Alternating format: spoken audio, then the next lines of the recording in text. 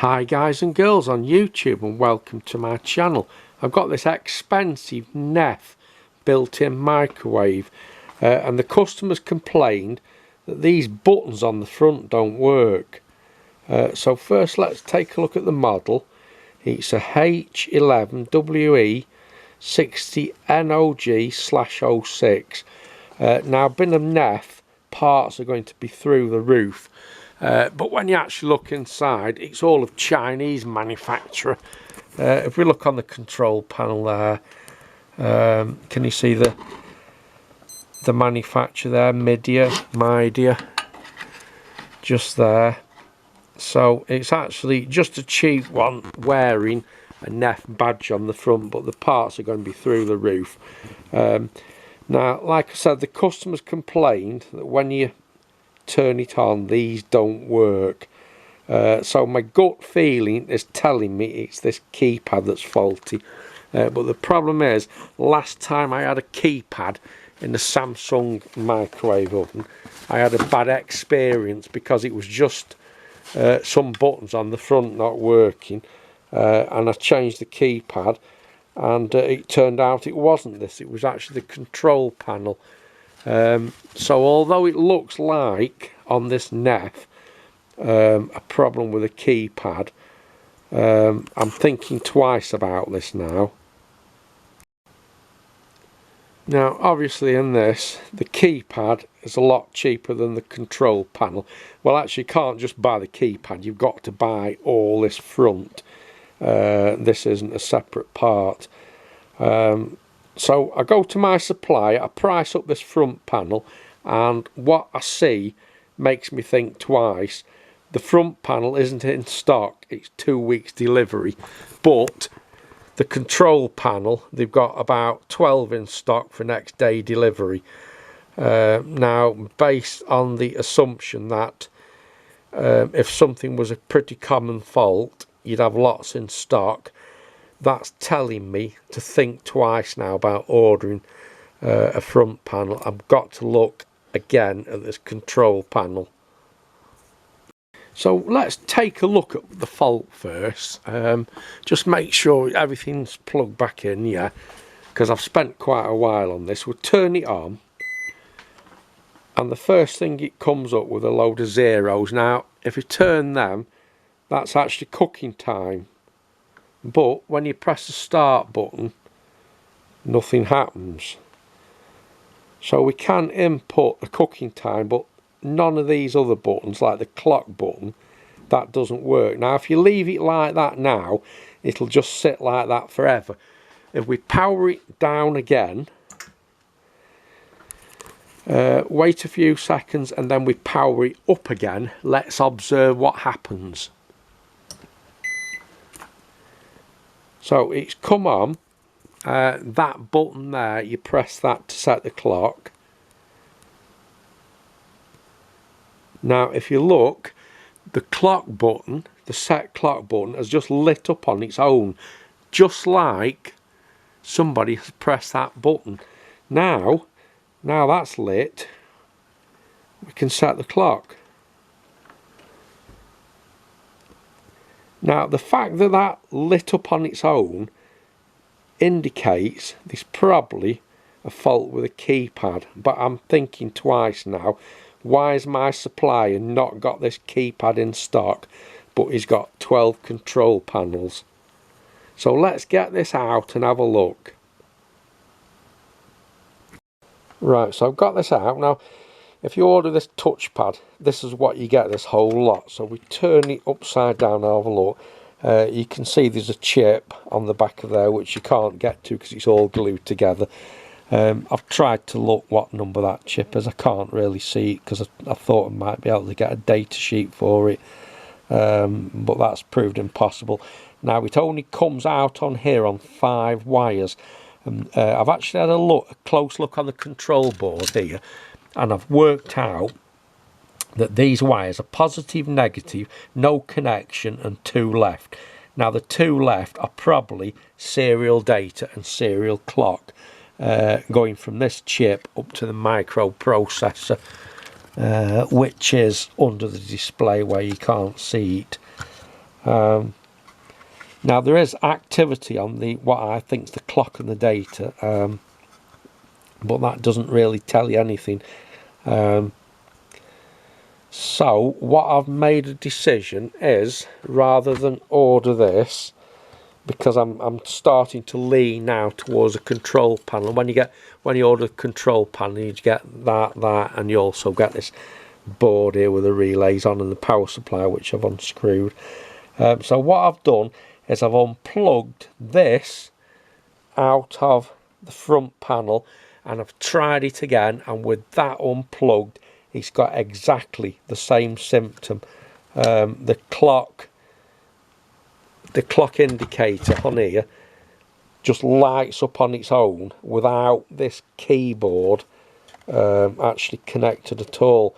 So I'm thinking now it's like the Samsung, it's sending me on a wild goose chase. It makes you think this is faulty, but actually the fault is more likely to be on the control board. So I've made a decision. I'm going to order all this lot and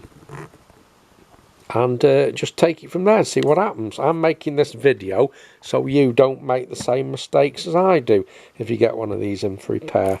Let's stop this now. Let's get that control board ordered and come back to the video when we've got it, see what happens.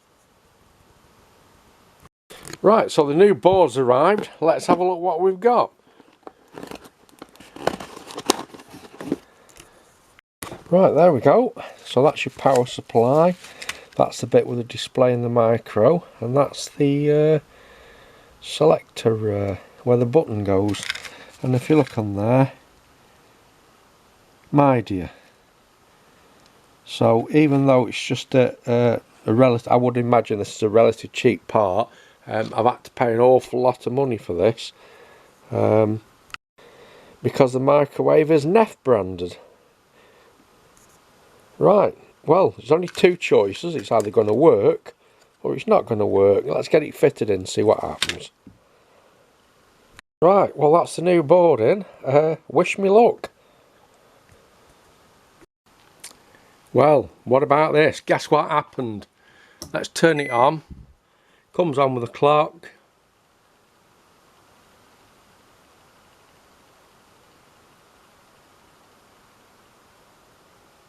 Absolutely no different than it was before. So it must be the touch panel. Well, fancy that. That was an expensive mistake to make. But there you go. You live and learn. This is how you learn things, by making mistakes. So it looks like we've got to order this front panel now then. Right, so nearly 2 weeks later, the new front panel has arrived. Let's just get this unpacked. There we go. So inside there, plenty of packing, and we have another box. Right, so I'll just rip that open. Inside there we have the brand new front panel. Right, let's get this fitted in now. Right, now, as this brand new control panel didn't cure the problem, I'm just going to pop the old one back in, or pop the old one back onto the new front panel here. And you can actually see here the problem. The chip there is on the touchpad, which is not replaceable. You just have to change all that front. Now I can actually see a number on that chip. I couldn't on the other, so before I put it all in, I'm just going to write down the number on the chip so I can look up its data sheet. Well, there you can see it down there. Right, so let's do that next before we start putting parts onto this panel. Right, so that's the number on the chip. It's CY8C21345-24SXI. I've never even heard of that. I'm going to have a look on the internet a bit later, see if I can pull anything up for that. But for now, let's just get the parts onto there. Look at that, the new one doesn't even come with a button. You've got to use your old one. Right, so here we go. I've just propped the microwave up with a couple of rolls of solder just so we can open the door easier. In the connector, turn it on, here we go. And it comes up with a time. And let's wait a few seconds, see what happens. Right, so the lighting up of the clock button, that seems to be just a function of the microwave. And not because that button's stuck down. That seems to be normal operation, but the difference is now when we touch a key it actually works, whereas it didn't before.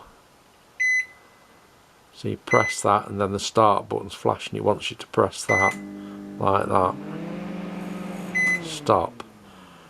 So yeah, that's interesting. That what I thought was maybe a key stuck down, lighting up on its own, that is normal operation. But as you can see, the front panel has cured the problem.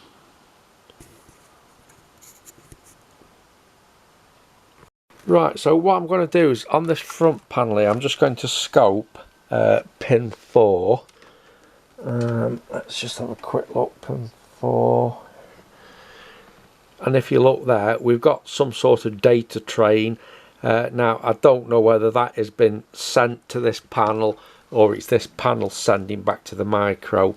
So the way I see it, there was no way of determining whether it was this panel or it was the front electronic control board without just taking a stab in the dark and ordering one or the other. Right, so there we go, guys and girls. I've made an expensive mistake repairing this microwave because I can't send that brand new board back. That'll just have to go into stock. But I've also learnt something along the way on this particular model. When you first plug it in, that it's quite normal for the clock button to light up on its own, as you'll see here.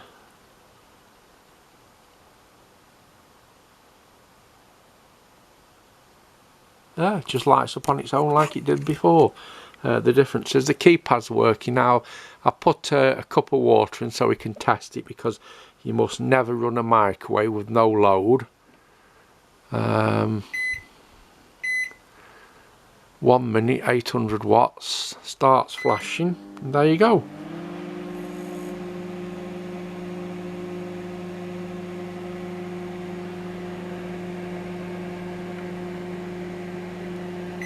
Stop. So there we go, guys and girls on YouTube. Every day is different. You learn something every day, and there we go, problem sorted. The customer will be happy, and I've got this very expensive board in stock. Alright, I'll catch you in the next video then. Many thanks for watching. Goodbye.